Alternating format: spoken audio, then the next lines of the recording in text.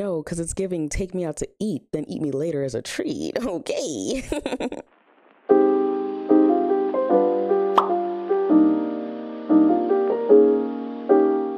Hey my lovely friends, welcome back, and if you're new, welcome in. I've already offered my big bosoms and I've already offered my big juicy bazooka thighs from multiple other different videos and different occasions. So just pick one because you're not leaving. Yes sir, yes sir. Speaking of y'all not leaving, because y'all really not leaving. Like, hold on, y'all really not leaving. Not trying to gas myself too much, but I'm so thankful because we hit 1K. Oh, I know that's right. And yeah, I'm really thankful. I'm grateful to have y'all here. I would do a giveaway, I really would, but the way my pockets are lined, okay, the way my pockets are a little bit on the thinner side, I can only do one or the other, right? I could do the content and the giveaway separately, but they can't happen together, love. It's just not going to happen. What kind of accent is this, huh? But yeah, they can't happen both at the same time. I'm so sorry. Maybe around like 5K. I'm hoping by the time I'm 5K, your girly will be monetized by then, and then we could really get into giveaways and stuff like that. But for right now, I can just share my gratitude through the screen, and hopefully you feel that. Actually, feel it. Come on, I can give you a kiss. Yes, I hope you felt that, because that's all I have to give to you. But besides my gratitude, I did have spring fits that I wanted to share with you guys. Some of them are from newer things and some of them are from like older, but I just wanted to showcase. I don't know if I can link all of it down below, but a girl will try. Some of it's definitely going to be from Fashion Nova. Some of it's definitely going to be from Shein or Shein, whatever. Also, all that to say that I did want to go ahead and talk about a certain topic as well. If you guys have watched my other Get Ready With Me's, y'all already know how it go. I do have Get Ready With Me's where I talk just solely about things that have been on my mind. And one thing in particular that has been on my mind has been eliminating and elevating. And I'm so serious. And I mean being intentional with not just yourself, but being intentional with those around you, because I feel like it's so important to make sure that what you got around you is exuding the exact type of energy that you want for yourself and that you're pouring into yourself. Because, baby, the things that people pour into you, and if you're pouring into somebody else more than they're pouring into you, and if you got middleman type of friendships, I'm here to tell you that it's draining your fucking energy, and it's time to eliminate. It's time to eliminate. And sometimes it's hard. You can't really figure it out. You can't really pinpoint it.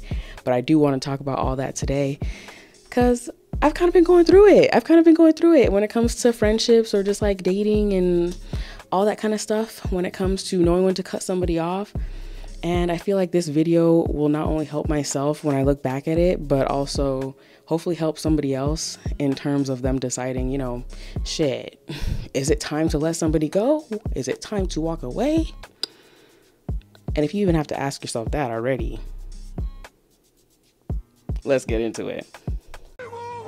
Okay, I do want to start off by saying that I really could pull off some JoJo shit with this topic. Like, I really could do a part 2, a part 3, part 4. Like, I really could make this a whole series because of how much layers this shit has when it comes with being intentional with the people around you. Because let's just start off with the basics. Let's start at the basics. And hopefully I could summarize this all in this cute little video for you. And if we need more, we can always do more. But again, let's start off with the basics. You're probably in a point in your life where you're finally showing up for yourself, or at least attempting to. This could be setting up decent schedules, or setting up a routine for yourself, or holding yourself more accountable. And this also could be you're starting to set some fucking boundaries. And that could be a little bit difficult. You think it'll be sweet, you think it'll be great, because you're like, man, the friendships that I have, right? This shouldn't be an issue. Right? Wrong. Absolutely wrong. Because what I failed to realize going through my journey is that when you're also invalidating yourself, And when you don't have a healthy relationship with yourself, you tend to kind of form fucked up friendships too. Like, wow, who would have thought? Who would have figured that I'd had friends who would also invalidate me the same way I invalidate myself, and that I kind of ended up with mirrored friendships. Yeah, I never would have thought. Who would have thought about that? You know, therapy, all that kind of stuff you learn. But anyways, once you go through that realization, it's almost like this weird bright light is shining in your face, like, oh, but like not the good kind. And you start to realize, like, damn, my friendships aren't looking too good. What the fuck am I gonna do now? You start realizing your friendships may be one-sided, toxic, or just overall lacking, where you start realizing you were lacking in pouring into yourself. You start realizing that your friendships also are lacking in those areas as well. And then you start to wonder, how am I supposed to maintain a friendship, and how am I supposed to maintain being intentional with myself if I still got people who I call best friends or friends doing the exact same shit I told myself I would no longer allow myself to do to me? Like, you're not even me and I'm gonna allow you to do some shit? Like, that's not happening. Not for free. But anyways, you're stuck asking yourself, how is this going to work out? And I'm here to let you know, it won't. It just won't. Because I have so many stories in which I can tell y'all when it comes to invalidating myself and starting my journey on being intentional with myself and pouring love into myself. And I could tell one story that just happened recently, actually. If most of y'all know the app, I think it's called Twitter, or became X, whatever. We're going to call it Twitter for the sake of my sanity. But in trying to feed my soul and have a safe space for myself, I found myself going to Twitter. Crazy, right? Really crazy. I don't know why I would do something like that. But I found myself going to Twitter and making group chats. And I found good friends. I found good people within them. But to save a long story and make it just a wee bit shorter, I ended up dating somebody in that said group chat. And it ended up getting really toxic. Like, I'm talking about, like, I thought we could be friends after and everything would be cool, but for some reason they didn't respect my boundaries, and it almost started to be borderline stalking, borderline uncomfortable, borderline I couldn't even be in my own fucking group chat anymore that I made for myself and to hopefully find new friends. And in that moment, when it started to dawn on me that I would probably have to either separate myself from the equation, I was torn. I was torn between the fact that maybe I should just remove said person, or maybe I should look to the people who were more of like quote unquote middlemen in this dynamic. And I relayed how I felt to them, and I was kind of left in, that's your problem, that's your relationship issue kind of answer, which kind of took me aback. At first, I tried to be okay with it. At first, I tried to be understanding of the fact that they did enjoy this person. And honestly, sometimes I felt like that was more of his friends than they were mine. So in the end, I did end up leaving. I did end up just like leaving that chat, the one that, you know, I made. Saying it sounds funny, but yeah, the chat that I ended up making for my own safe space, I did end up leaving said chat because I just couldn't do it.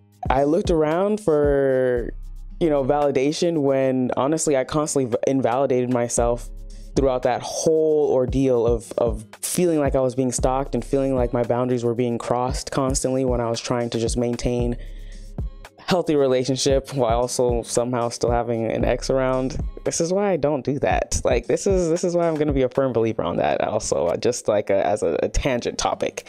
But it made me realize that although they didn't do anything to me directly, I just couldn't be friends with them. I could not be cool with them, because to allow that in my life would further validate the fact that I didn't feel like I was worth having a safe space, or I was worth feeling comfortable, or my discomfort didn't mean anything. And that's not true, and that's not the path that I really want to align myself with. So why have those type of people around? So them and my ex, and I say this with all disrespect, y'all could fuck off. y'all could kick rocks and suck on them too, bitch. And honestly, in my scenario, it's so much easier to just discard these friendships. But in some other scenarios, it's not as easy. It's not that cut and dry. And I do want other people to understand, and not only other people, but myself, whenever I look back at this, that it's okay. The same way you're gradually taking time to be a better you and focus on, you know, being who you want to be, that it's not just a lights on, lights off kind of thing. It's not going to happen overnight. And maybe cutting off friendships won't happen overnight either. I could start by just distancing myself. I can start by just stating my boundaries, speaking up for myself when it counts, and maybe just slowly letting it fade away to the nothingness, and kind of slowly allow myself and yourself, if you need to come to terms with the fact that this friendship is no longer serving a purpose in who you're meant to be and who and where you want to be in life. And trust me, I realize that cutting off these people, especially while going through the pains and the woes of self-growth, it feels so fucking lonely and it feels brutal. It feels like you maybe made the wrong choice, but I promise you it's better than sticking around with middleman type of friendships, where relationships that feel one-sided and toxic and draining, that no amount of friendship is worth you being that desperate that you end up losing who you are. I promise you. And I also promise you that other friendships, once you start focusing on yourself and pouring into yourself the way you want to, whether it's slowly or overnight, you'll start seeing it happen, where the people that are meant to align with you will start coming into your life and you're like, wow, the things that were too hard for X, Y, and Z to do, now it's feeling as easy as ABCs. Like, that's a bar, hold on. But that's enough today. I did want to thank you guys for 1K. Okay, whoop whoop. I love you guys so much. Like, subscribe, all that sweet jazz and everything in between. Mwah, for the forehead kiss. And you know what I have to do always. Boom. Bye.